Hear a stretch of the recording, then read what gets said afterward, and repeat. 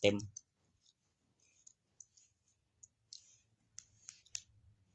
เก็บไปซักเองเฮ็ดเอง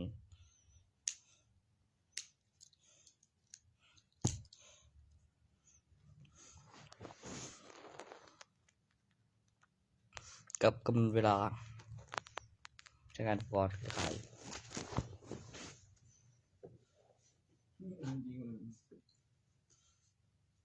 กับ1 ID มี 6 ตัวห้ามมั่วสุมห้ามเกิน6 คน1 ห้องบอก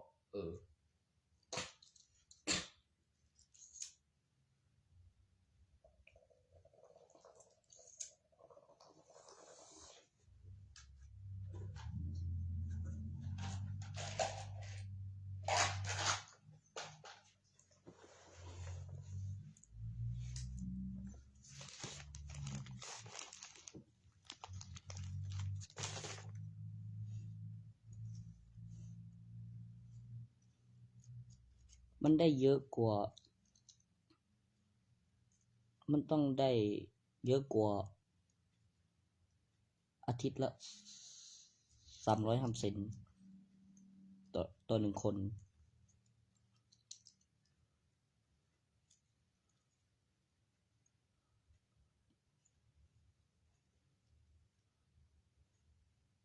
มันไม่ได้ว่า300ด้วยเนาะไม่ตัวเอาเด็กโรงเรียนวัดนะบอกอาทิตย์ละ300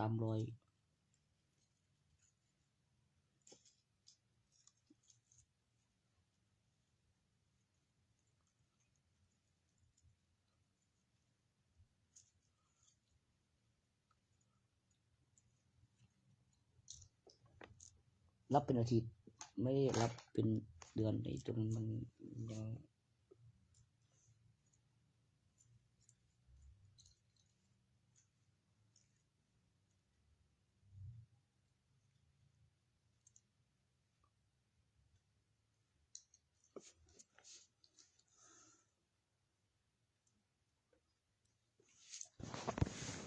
ดูกัน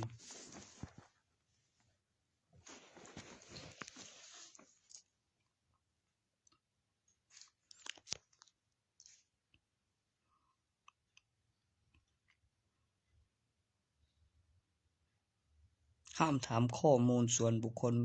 ของลูกค้าที่จ่ายเงินเข้าในห้องพักแล้วกำหนดเวลา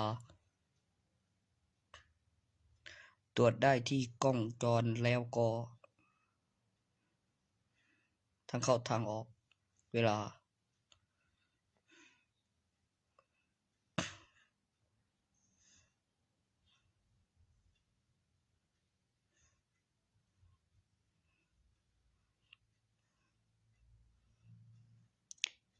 มาฆ่ากันไปฆ่าที่อื่นอย่ามาถึงเลยบางคนต้องการความพักผ่อนแล้วก็คืนกำลังตีกันมีพยานแจ้งตำรวจเอาหลักฐานเวลา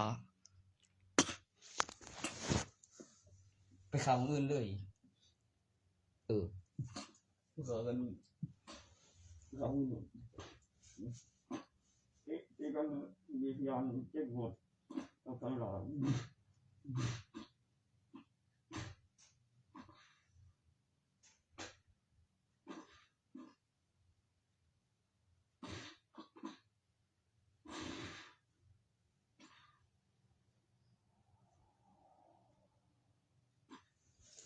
1 ID มี 6 คนห้ามมั่วสุมห้ามเกิน6 คน1 ห้อง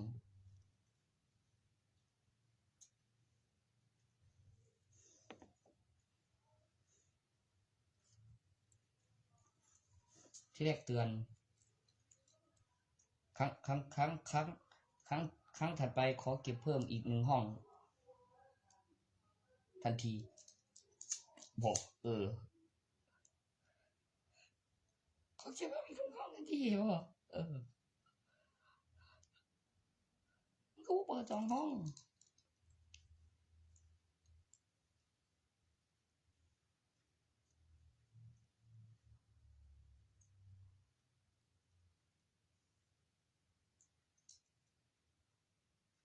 ตรวจบัตรลงชื่อเข้าบริการหมายเลขแล้วก็มีบัญชีกับบินสำรองในกล้องจรเวลาเพื่อเป็นหลักฐานเวลาที่บริการรับซื้อบริการของรีสอร์ทมันจะถูกต้องมีข่าวพยานฐานมีเสียงผลตั้งแต่คดีทะเลาะวิวาทมีพยานกล้าแจ้งตำรวจไม่ได้ตีด้วยเขาตีในห้องคือเขาตีห้องเนี่ยอะไรวะมันคือจะได้มันกันโอ้ยว่ะ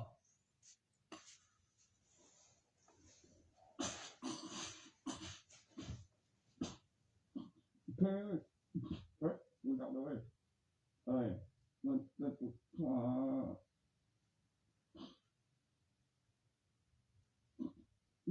กฎหมายที่ก็ต้องใช่ปะไม่เอ้ยมันถูกมันให้เราต้นสอนมันไปโอ้ยมันเชื่อไว้ให้งานเดี๋ยวขี่รถกระบะมาอยู่บนไปโอ้โหดีกูดีนักเรียนนั่งเรียนผู้ใช้มหาวิทยาลัยเฮ็ดอย่างเฮ็ดมิดเนี่ยจิบปัดแบบแป๊บตัวตีน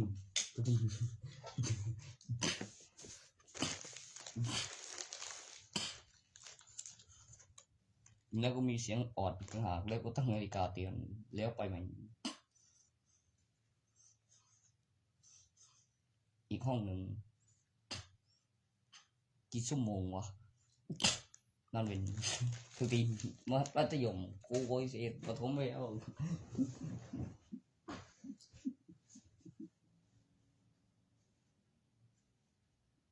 คือพ่อไม่ได้เอาเลยเราเลยนะนะพ่อคือดีใจถ้าเขายิงยังต้องบอกต้องที่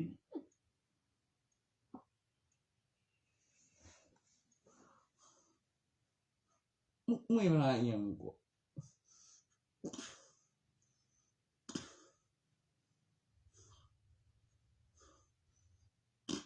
คือจิบแมนดีบ่ได้เด้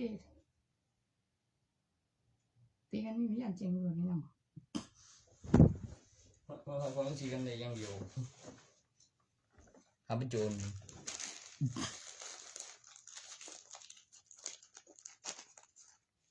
มีผลตรวจบัตรลงสื่อบอกมีกำหนดเวลาเขาก็บอกมื้อหนึ่ง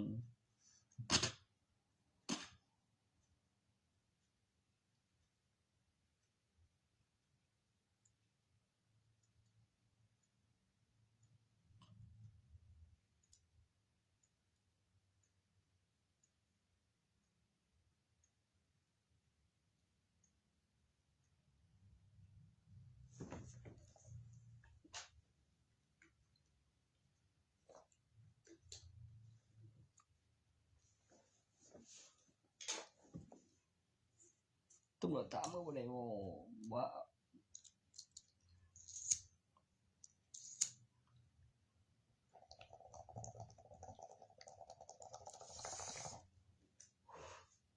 ไม่มีบัตรประชาชนเข้าไม่ได้ไม่เอา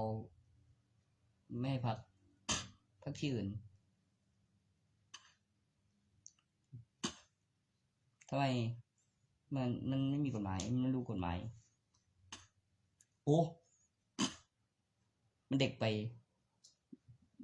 หาเล่นป่าคุณพี่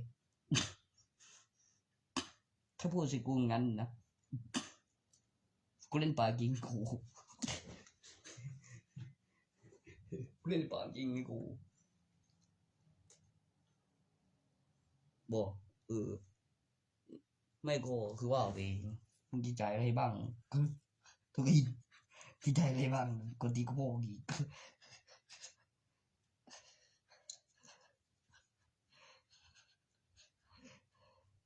ไม่มีบัตรประชาชนเด็กไปยังกูรู้กูมีตังค์พี่จะเท่าไหร่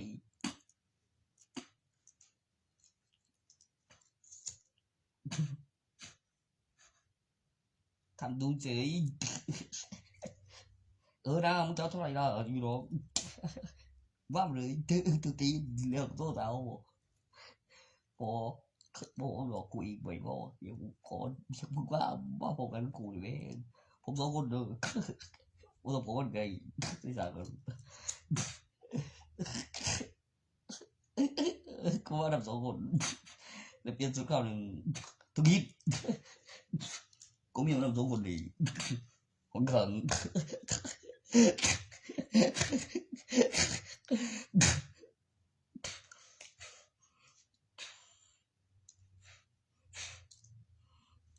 ทีนี้ผมก็เลยว่าผมก้าวเบิดเร็วก็ว่าสปีดอ่ะพอในมือหนึ่งปืนมาปืนคอยอันมึงอย่างได้ตีบากูเลยตีบากูเลยก็ได้กูเป็นไปเนี่ยก็ลงชื่อเนี่ยก็บัตรประชาชนเปิดกล้องเปิดสมุดเลย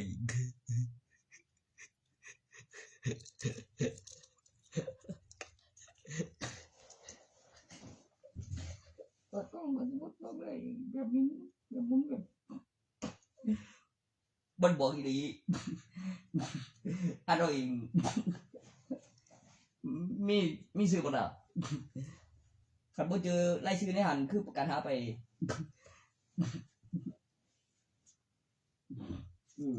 ผมเชื่ออย่างการหาไปเชื่อ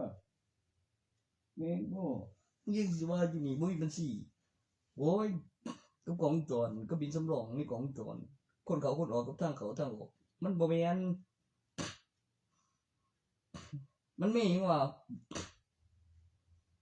ธุรกิจกฎหมายบอก ช่วย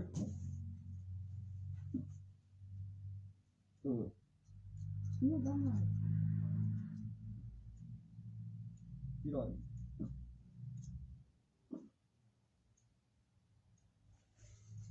400นี่ล่ะ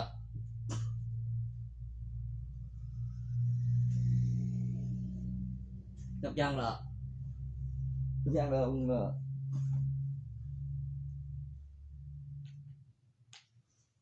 400มื้อนึงมันบ่แม่นศุกร์เสาร์อาทิตย์ได้จริงสิว่าจัง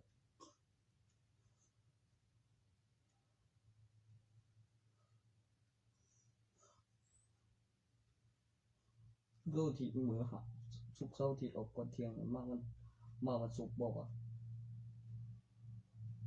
มันมี2สิ่งมันต้องเอาเขาเพิ่มสิ่งหนึงเป็นอุปกรณ์การเปลี่ยนนอน2คืนนับยังล่ะมันสิเต็มทุกคืนเลยเสาร์อาทิตย์ออกก่อนเที่ยงบ่400มื้อปกติ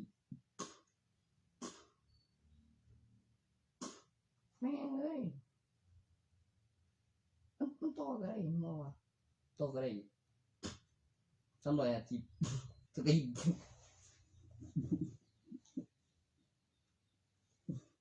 คะแนนกันต่ำก็300แม่งขึ้น400อีวันปกติ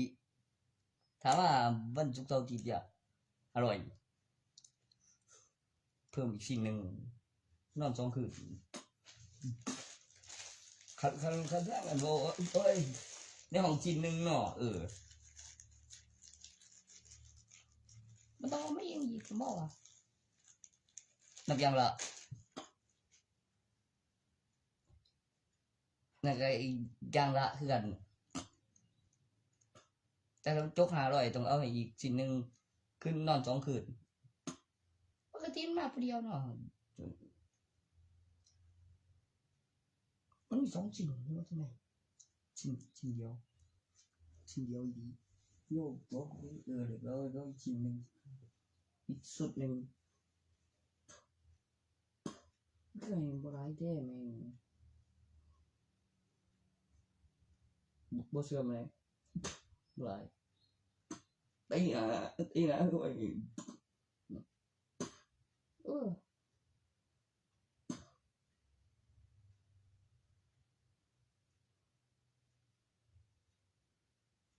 มันบ่มีพอสองคืนดอกหน้าโตกลางวันแล้วก็กลางคืนแล้วก็ก่อนเที่ยงบ่มันมาแต่เช้าก็ออกก่อนเที่ยงเนาะมันยังแรงก็ออกก่อนเที่ยงมันข้ามคืนโอ้คันมาแต่เช้ามันก็ออกก่อนเที่ยงมื้ออื่นโอ้ยมีมันสิมีเวรเขามาเมียนห้องอยู่ช่วงเวลานั่นล่ะเที่ยงบ่ายเขาสิออกจากห้องมันเขาก็บอกแม่งก็นอกจากวันหยุดเสาร์อาทิตย์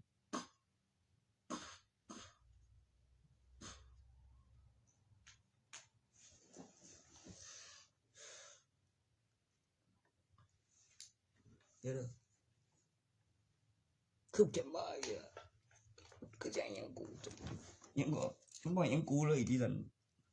กูเสียใจเลยกู ปกติในระเบียบมันเฮ็ดใจได้กู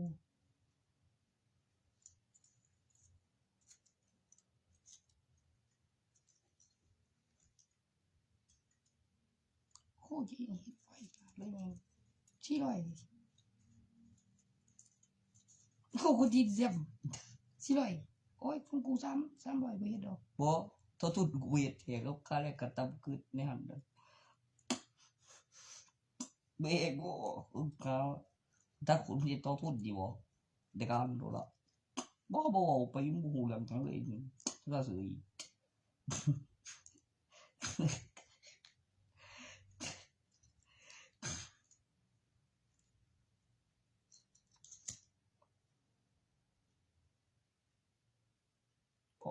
เออ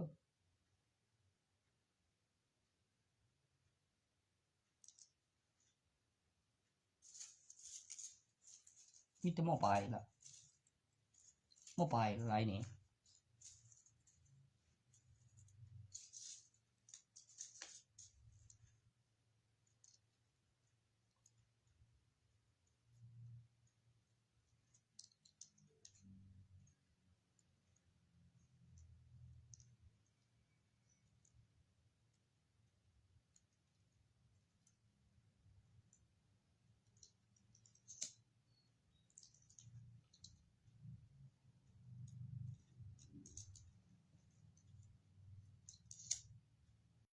คันว่าชี้ร้อยกูได้เนาะ บิดเขาให้เขาหน่อยบ่เข้าใจ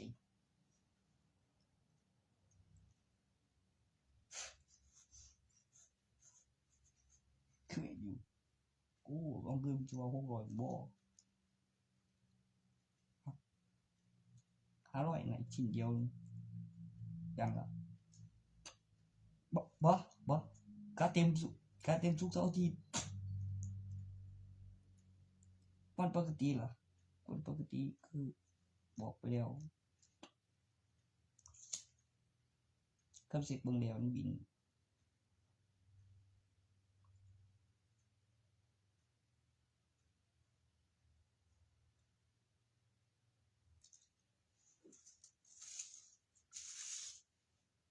กูอีกเสื่อมที่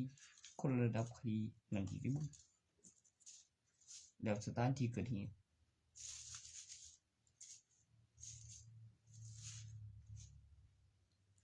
บ่เข้าข้างผู้ใดเลยบ่ที่กันเป็นพยานแจ้งตำรวจให้นำเอาหลักฐานเวลาว่าบ่เกี่ยว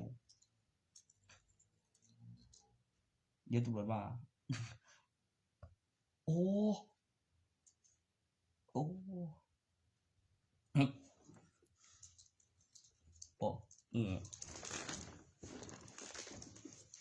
บ่ตีนำดิ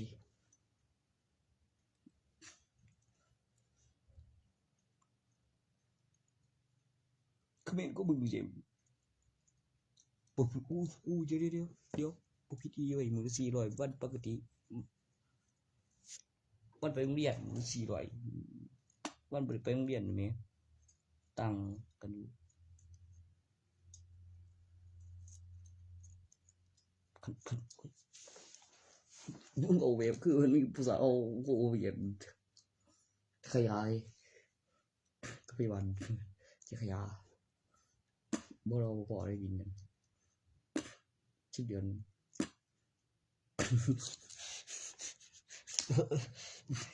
Được vậy.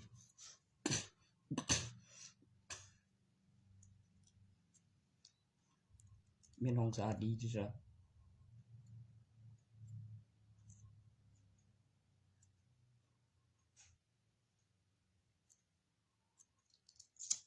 มันจะบอกว่ายังว่าตัวนั้นล่ะบอกว่ายังล่ะ 400นี่มันสิเอาค่านั่น200แล้วคือนับอย่างละมัน200ค่าเมียนจักแล้วก็ไปไว้ของมัน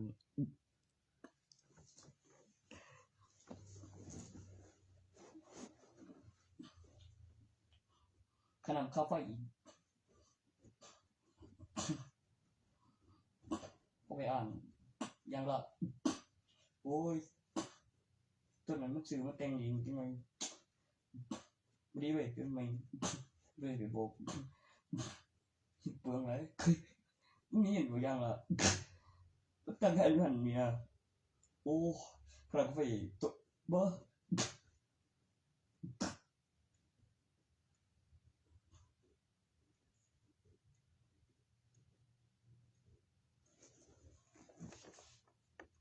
ตอนนั้นรู้สึกว่าใส่เองมันก็บ่เบียนเงินเองดอก เอ็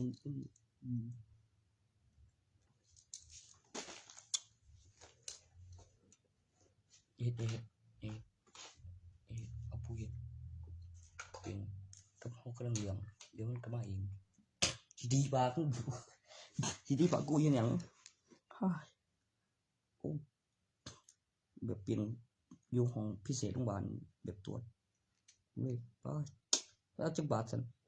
คืนละเท่าไหร่ของห้องนอนพิเศษคืนละเท่าไหร่ว่ากูมีประกันตอนโรงพยาบาลจักบาทวะต้องต้องเข้าไปบริการต้องเข้าไปเบิ่งก่อนห้องพิเศษปกติมันสินอนบ่ป่วยหยังดีวะตัวก็บ่ได้หูก่อนโทรไปถามได้วะอยากทราบมันสิมีหยังแหน่คืนหนึงมันสิหายเอาบ่วะจัดเบิ่ง 10 เดือนแล้วเสียขยะ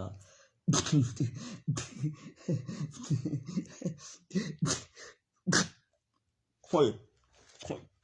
Thôi đâu Thôi Bố mày đâu Thôi Ai lại đâu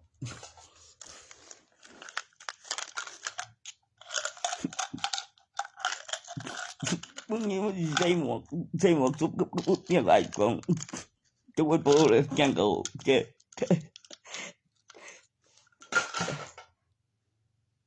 Đừng có nó sớm Saya senang untuk các đời bất báo vô đừng yang ngọc với chém dư tôi cháy hơn con đây nhìn chưa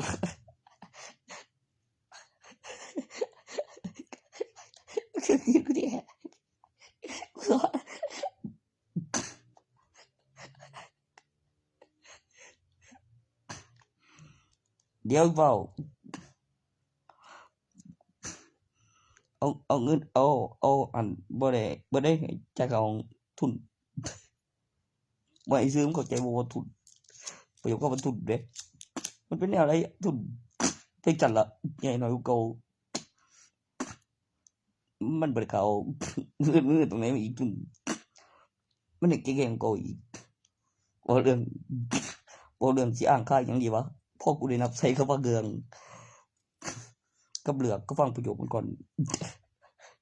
เดี๋ยวโทรศัพท์เขา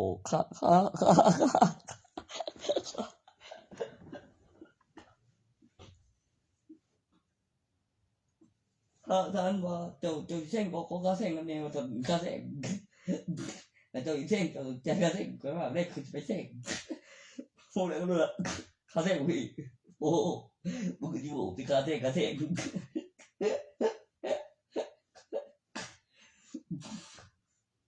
Ui giời, cá diện, đúng xinh.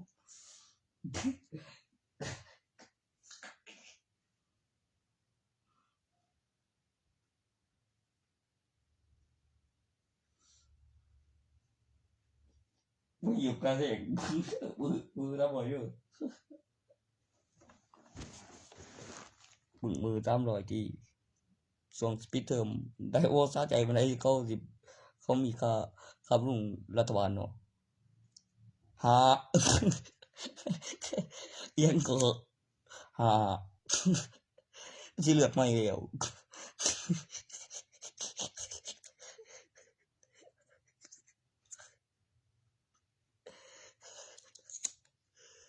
อีกก็ไว้ดึง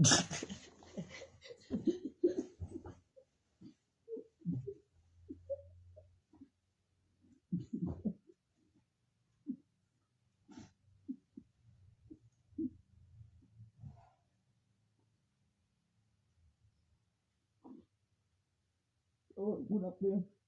มันจะได้อย่างนี้โอ้ยใครไม่กู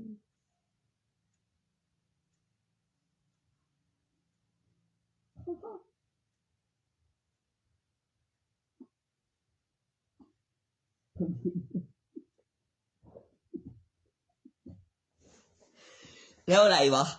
อะไรวะอะไรวะก็ปกติดีนี่หว่าโอ้ย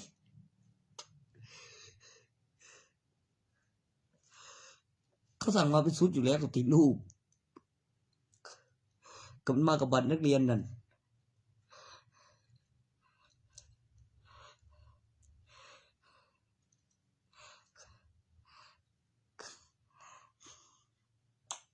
จะขึ้นโปรแกรมแบบแท้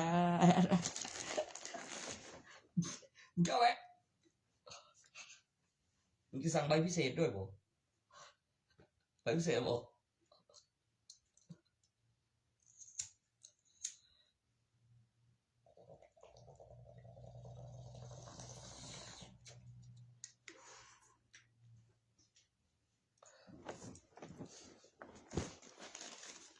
ไม่เว้ย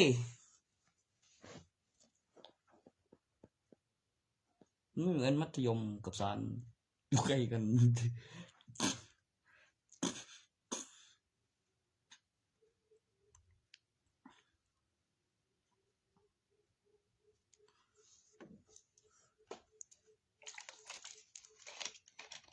แม่นอยู่มันมีอะไรมากกว่านั้นอยู่ว่าทุกอย่างอย่างแบบวันก็เลยกันธรรมดาเอาอีกแล้ว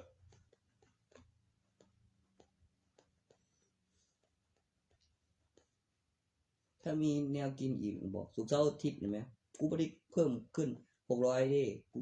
ว่า 1,000 มึงว่าอะไรนะ 1,000 ยังว่า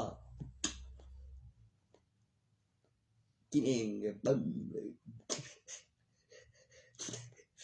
ห้องละ1,000อีก2ชิ้นก็บ่ได้ว่านับเป็นใบโอ้ย1,000ก็1,000เนาะ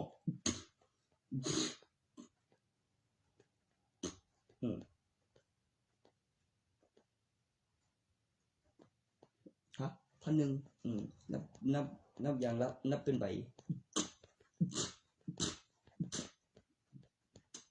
โอ้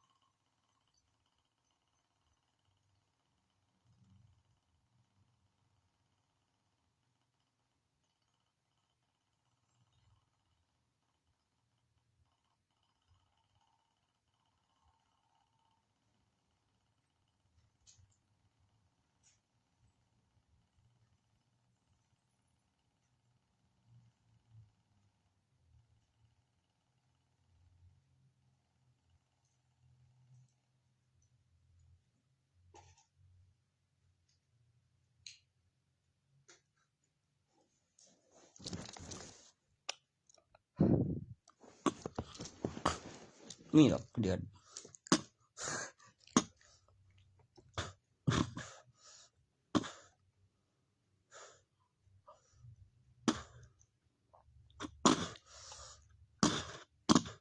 บ่มีเป็นเดือนนึงว่ะ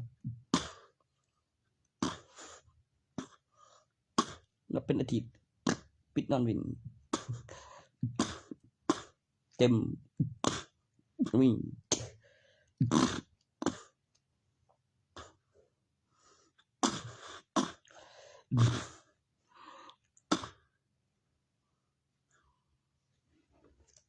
มื้อนี้วันหยังวะวันค้านเก็บต้นฉบับมื้อวันพุธ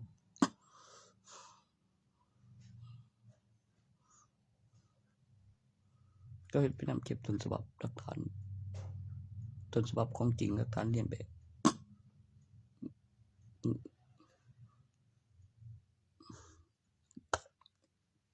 เขาบอกไอ้นับอย่างละกำนับเป็นใบใหญ่บ้างแล้วกับตัวทุนถอนโอ้ยที่ร้อยน่ะมือบ่ได้มือมัธยมไปโรงเรียน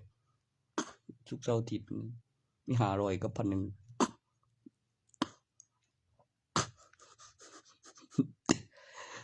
มึงจะเอาอะไร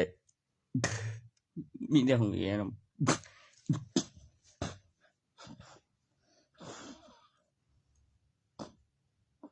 มันก็ดูได้หรอดูได้หรอ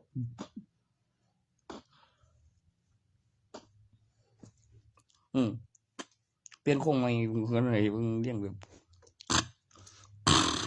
บ้านกูนี่โอ้ยครั้งของอีกครับไปครั้งคุกคุณมึงอยู่ไทยจิโอ้ยหันยนหยังเต็มอี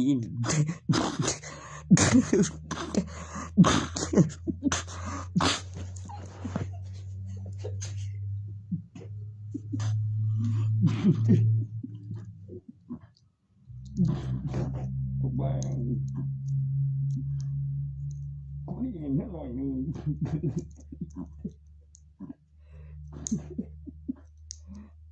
โอ้ยกูไม่ได้มึงกู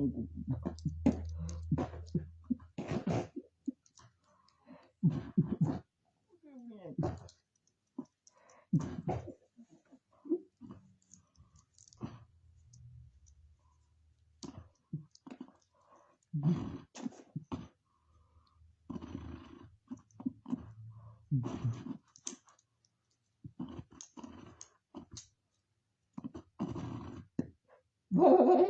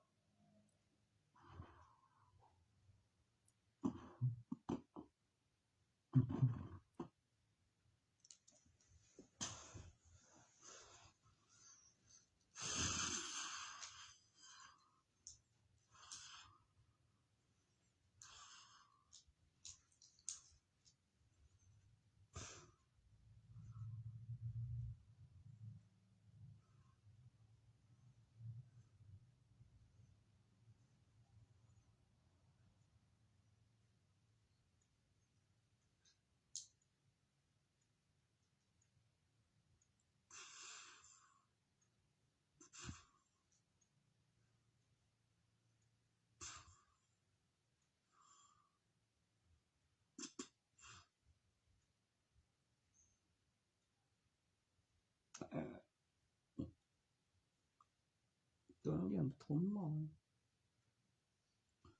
เรื่องผมใส่ใหญ่บ่แม่น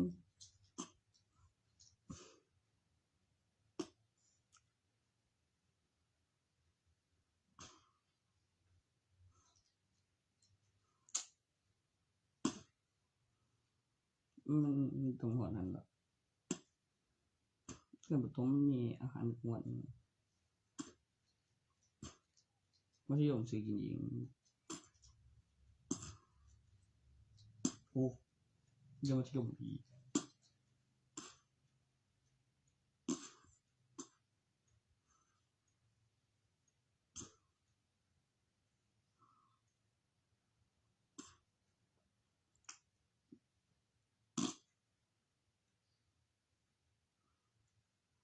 ได้พัน2ใบ50,250ขวด 2,000 กำไรมือหนึ่งให้ฝากเหลืออยู่จักบาทบ่400 800ก็ไป1,200 ใบก็มันพอ10,200วันเบิดสั่งใหม่แต่ค่าห้อง1สัปดาห์เฮ็ดได้ผู้เดียวมึงอยู่บ่วะ1,200 ใบ10,400ของ1,200,00050,200ออกใส่800ได้50ใบ1,200เงินถอดเงินกับของกับเงินถอด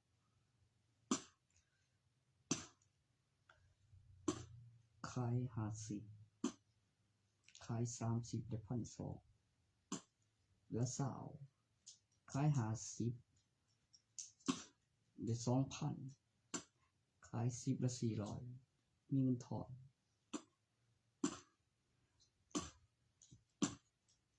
กำไรมือหนึ่งมืออื่นถ้าก็แจ้งบวช1,200 ใบเงินถอนเดี๋ยวให้เช็คพูด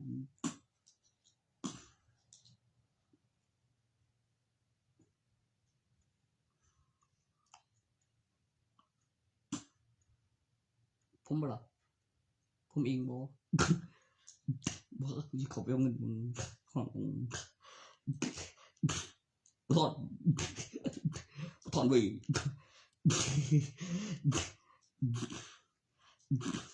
ถ้าอายุถึงก่อนเดี๋ยวบ่ถอนไปเลยก็เลยถอนถอน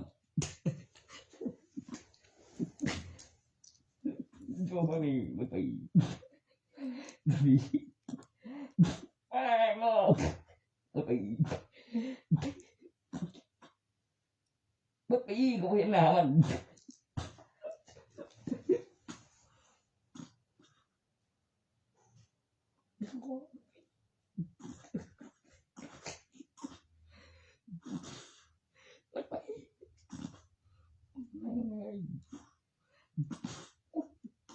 ว่าแล้ว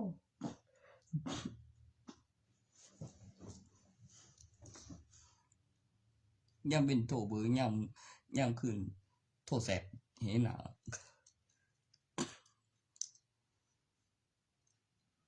ย้อนหวยเน็ตฟรีวี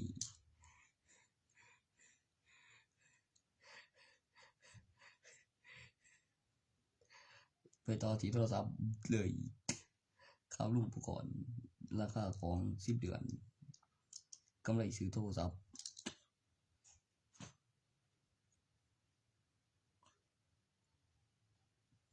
กับทุนมือหนึ่งใบพัน2 ใบมีของมีเงินตอนซื้อว่าจองได้50ออกใส่ไป100ได้50ก็100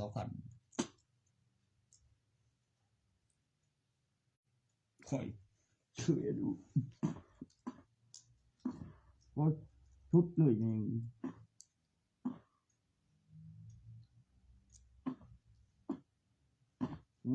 sao chỉ con trò thì con trò cho sao chỉ phần gì บ่ขาย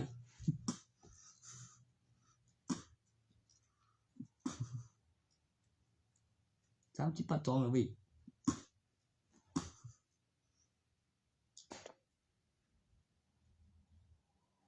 ไปช่วยมันตัว2,000บ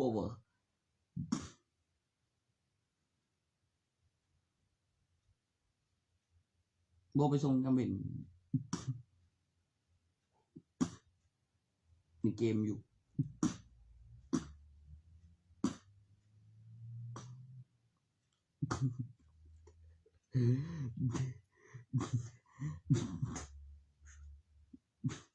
มันจะไปกินนั่นบ่คือ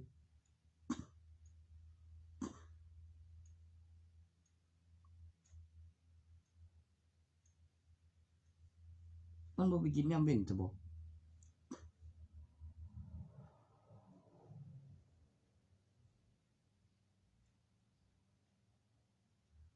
มันต้องไปกินยามคืนนำเลยเนาะ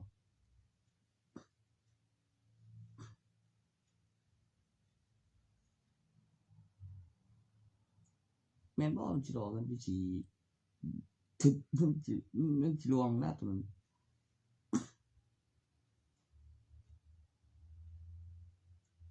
ห้องมันเบิดมือก็บ่แม่นเว้ย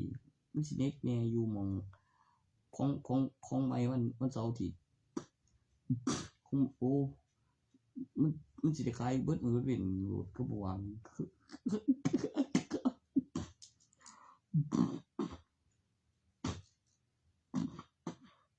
บุโอ้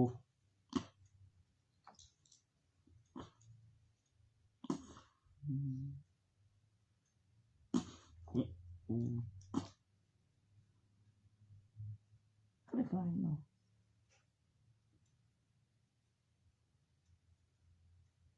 ยังเป็นอย่าเพิ่งเกิดเหตุคือกันนั่นล่ะมันก็ได้บ้านมันก็จดสมมุติเขาคือว่าล่ะต้องหกพกไปเรียนก็คือว่า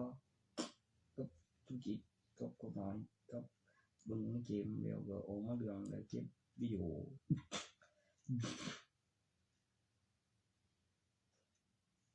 ไม่มีคู่อ่ะ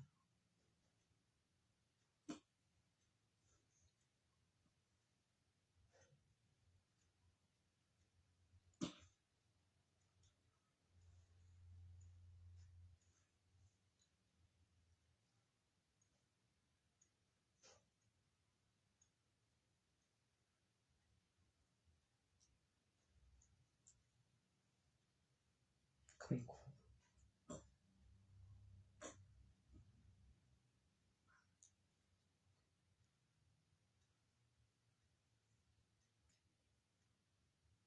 เนี่ยนี่ก็คือเอกสารก็มันเป็นกระดาษหยังกับรถถ้าคันสิก็มันพาหยังมีนี่แบบ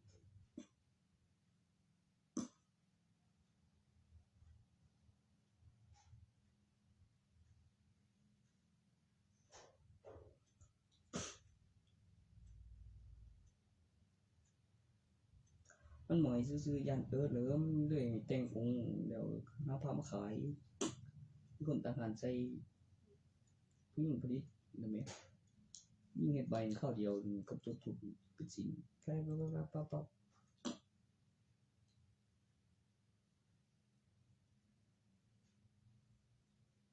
แล้วพอธนาคารตำรวจส่งเงินโอนในโทรศัพท์ที่บ่ค่อยเข้าใจกันนี่กูเฮ็ดบ่เป็นนำแท้แน่นอนเลยบ่เป็นดอกพี่ข้ามขั้นตอนไวเกินมีคนป่วยคืนเดียวนี่บอกไปกับนั้นแหมแล้วควบถ้าคันตัวไปเจอที่บ่มึงแบบบ่เบิดเลยไอ้ไปกับเงินเลเวลเงินของเงินถอนแต่มีไม่ทานแล้วมีบินแล้วส่งลงตารางว่างระบบ2เทื่อตัวแบบพึบเดียวเดี๋ยวเก็บวิดีโอแล้วมีถ่ายทอดสดเดี๋ยวเฮ็ดหน้าเว็บโอ้ยทุกของจอนฮอดปัจจุบันบ่ได้คำขั้นตอนจำจังไปต่อเลยทุกที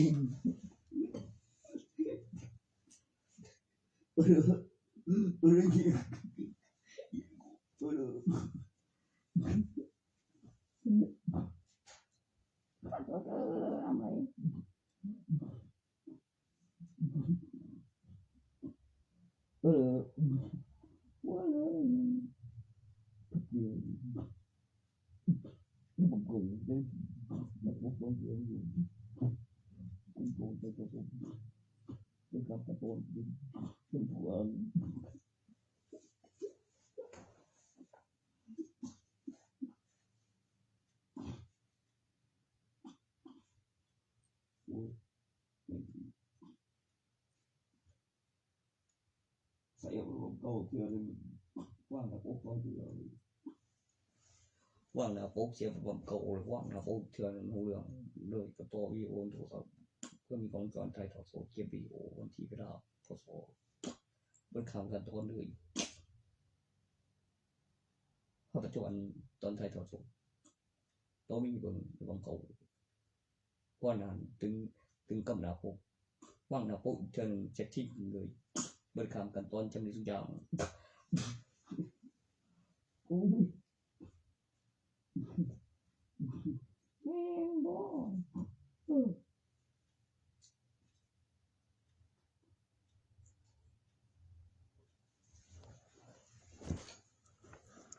ท้องใหญ่ติสุดครับ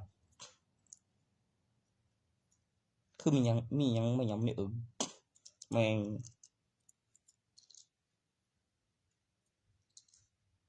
คือมีหยังมาย่ำในกูบ่วะคือคนตีนกูแท้เพิ่นใหญ่เลยนะใส่บัญชีกับดังกับพันหนึ่งดูผู้อื่นอะไรเฮ้ยดีผู้อื่นเลยไอ้เดี๋ยวมันใหญ่ก่อน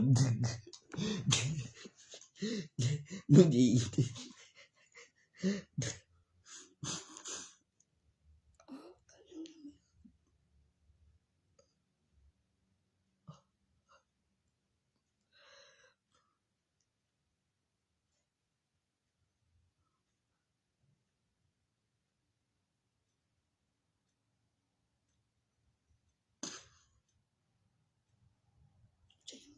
พูดแล้วเนาะ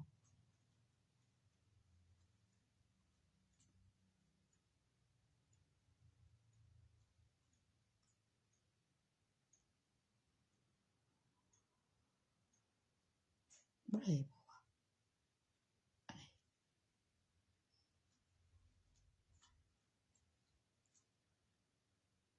เสาร์เที่ยงแรงวันเสาร์อาทิตย์เข้าวันศุกร์น่ะบ่2คืนบุฟเฟ่ต์สิบ่ได้น้ำยาง100ค่าน้ำค่าไฟโอ้1,000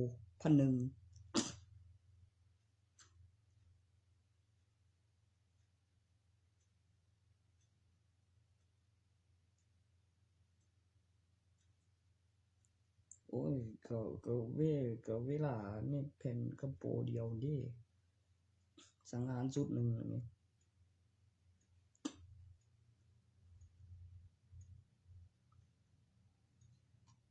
กับราคาของกับให้เลือกเลยกำหนดรายวันนั้นโอ้2มื้อ300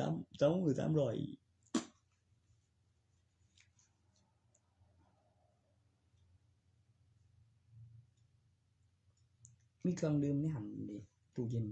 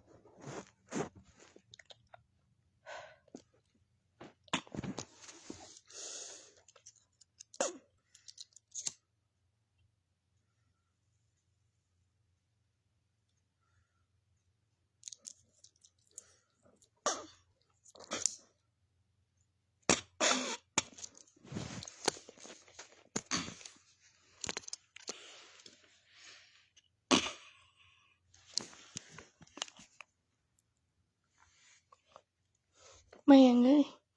เขาควรทิ้งแท้ว่ะ จริงกินดุ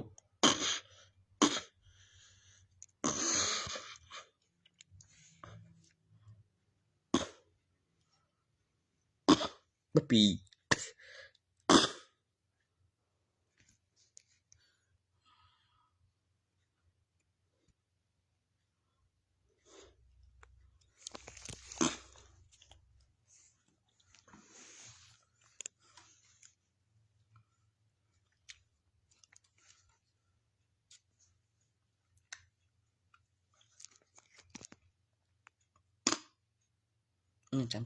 3 กิโลละใบผัด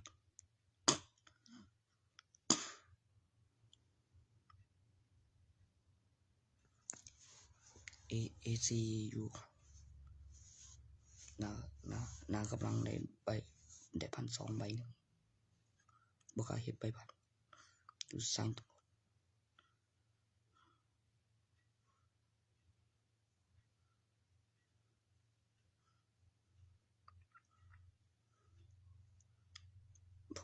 พอได้เงินเติมกับคำเวลาไปเฮ็ดงานตัวเงินเดือนต่างหากถ้าเป็นเดือนชิน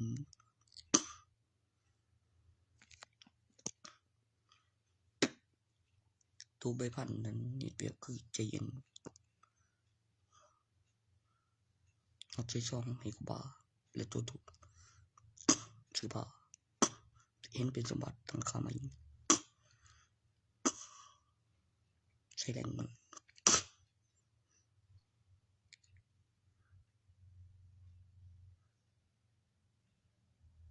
เล่นน้อยทุนมันกองมาก่อนคันไหม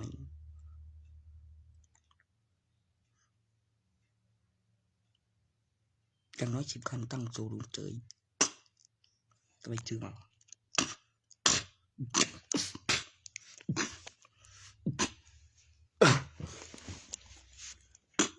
มีคนฟอยเนาะ